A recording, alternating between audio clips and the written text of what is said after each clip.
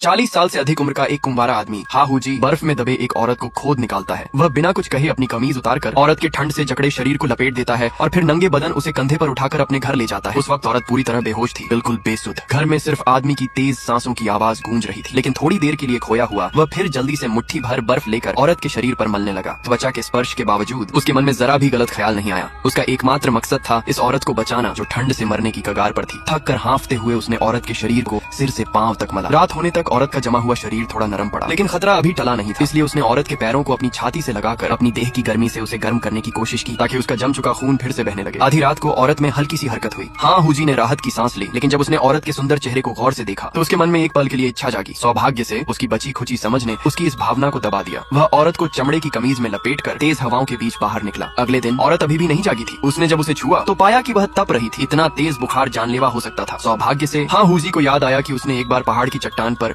एक हिम कमल देखा था। वह जान जोखिम में डालकर चट्टान पर चढ़ा और उसे तोड़ लाया। हिम कमल और उसकी सावधानी भरी देखभाल के कारण औरत आखिरकार मौत के मुंह से बच निकली। जब उसने आंखें खोली तो उसने एक बड़े दाढ़ी वाले आदमी को अपनी ओर धीरे धीरे आते देखा। डर के मारे वह बिस्तर से कूद पड़ी और दरवाजे की ओर भागी। बर्फीली ठंड की परवाह किए बिना नंगे पांव बर्फ में दौड़ने लगी। हाहू जी को डर था कि वह फिर से ठंड का शिकार हो जाएगी, इसलिए वह उसके पीछे दौड़ा। औरत जितना घबराई उतना ही वह डर गई। मजबूरी में हाहू जी ने उसे जमीन पर गिरा दिया और उसकी मृत्युपस्तव लेने की परवाह न करते हुए उसे जबरदस्ती घर वापस ले गया। अगले पार्ट के लिए लाइक एंड फॉलो कमेंट करें।